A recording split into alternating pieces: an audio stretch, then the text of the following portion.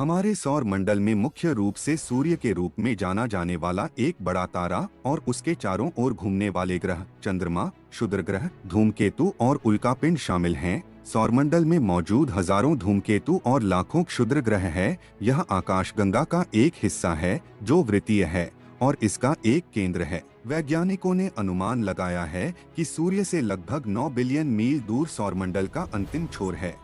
वर्तमान में एकमात्र हमारा सौरमंडल अभी तक जीवनयापन के लिए है, लेकिन वैज्ञानिक नवीनतम निष्कर्षों के लिए इंटरस्टेलर स्पेस और अन्य विकल्पों की खोज कर रहे हैं।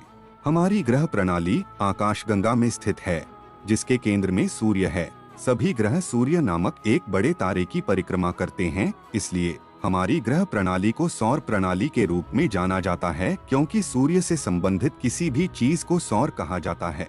कई वैज्ञानिक सोचते हैं कि हमारा सौरमंडल एक विशालकाय गैस से बना है, जो गैस के घने बादल और सौर निहारिका के रूप में जाने वाले धूलकण से बना है। जैसे ही निहारिका अपने गुरुत्वाकर्षण के कारण ढह गया, यह तेजी से घूमने लगा और एक डिस्क में समतल हो गया।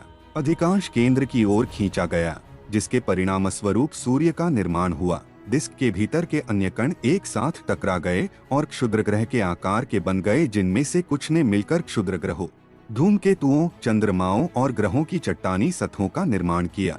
सूरज से सौर हवा इतनी शक्तिशाली थी कि यह अधिकांश हल्के तत्वों जैसे हाइड्रोजन और हीलियम को दूर कर दी। ज्यादातर छोटे चट्टानी दुनिया को पीछे छोड़ दिया। हालांकि बाहरी क्षेत्रों में सौर हवा बहुत कमजोर थी, जिसके परिणामस्वरूप ज्यादातर हाइड्रोजन और हीलियम से बने थे, जो बाहरी ग्रहों का निर्माण करते थे। सूर्य हमारे सौरमंडल का सबसे बड़ा ग्रह है। इसमें सौरमंडल के द्रव्यमान का 99% हिस्सा होता है और यह चमकती गैसों की एक गर्म गेंद है। सूर्य का गुरुत्वाकर्षण सौरमंडल को अपनी कक्षा में समेट कर रखता है। ग्रह अंडाकार आकार वाले पथों में सूर्य की परिक्रमा करते हैं, जिन्हें दीर्घवृत्त कहा जाता है। सूर्य की ऊर्जा के बिना पृथ्वी पर जीवन संभव नहीं है। हमारे सौर मंडल में 8 ग्रह हैं, जो अंडाकार कक्षाओं में सूर्य के चारों ओर घूम रहे हैं। निकटतम 4 ग्रह बुध, शुक्र, पृथ्वी और मंगल को स्थलीय ग्रह कहा जाता है, जिसका अर्थ है कि उनके पास एक कठोर चट्टानी सतह है। सौर मंडल के सबसे दूर के 4 ग्रहों जैसे बृहस्पति, शनि, यूरेनस और नेपच्यून को गैस जायंट कहा जाता है। ये ग्रह बहुत बड़े होते हैं और इनकी सतह गैस तत्वों से बनी होती है। आकाशगंगाओं का अस्तित्व सबसे पहले 1924 में एडविन हबल द्वारा प्रदर्शित किया गया था। उन्होंने साबित किया कि आकाशगंगाएं एक दूसरे से दूर उड़ रही हैं और वे जितनी दूर हैं, उतनी ही तेजी से उड़ती हैं। इसका मतलब है कि ब्रह्मांड एक गुब्बारे की तरह विस्तार कर रहा है, जिसे उड़ाया जा रहा है। हमारी आकाशगंगा मिल्की वे गैलेक्सी है।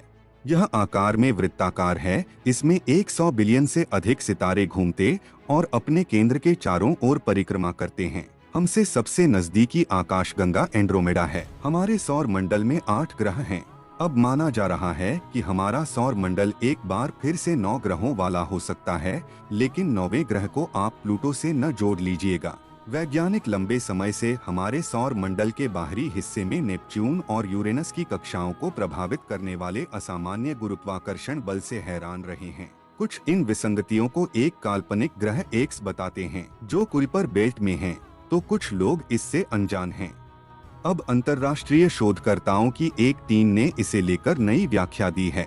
यह व्याख्या पिछली सभी धारणाओं को चुनौती देती है। इसके मुताबिक प्लैनेट एक्स कुइपर बेल्ट में नहीं है। टीम का मानना है कि यह रहस्यमय काल्पनिक ग्रह ऊट क्लाउड में छिपा हुआ है। ऊट क्लाउड कुइपर बेल्ट के भी आगे हमारे सौर मंडल को घेरने वाला एक गोलाकार क्षेत्र है। इसके बारे में माना जाता है कि यह कुइपर बेल्ट से कहीं ज्यादा आगे तक फैली बर्फीले खगोलीय पिंडों का विशाल संग्रह है। शोधकर्ताओं की टीम ने एक अनोखी अवधारणा का प्रस्ताव रखा। उन्होंने बताया कि अरबों वर्षों में मलबे के टुकड़े एक साथ मिलकर ग्रह के आकार की वस्तु बन गए होंगे। शोधकर्ताओं के मुताबिक यह ऊट क्लाउड में चला गया। यह परिणाम संभव है। वैज्ञानिक एक और दिलचस्प संभावना रखते हैं।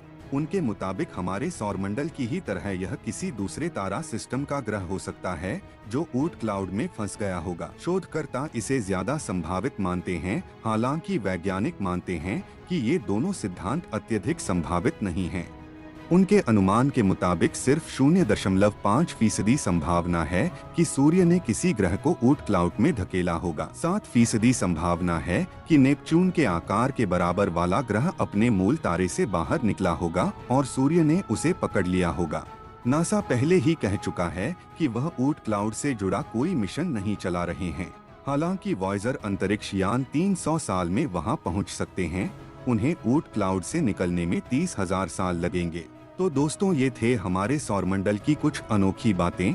बाकी आपका सौरमंडल के बारे में क्या राय है, मुझे कमेंट में जरूर बताएं और वीडियो को एक लाइक जरूर करें। और हाँ, हम फिर मिलेंगे ऐसी ही मजेदार वीडियो में। तब तक के लिए जय हिंद, जय भारत।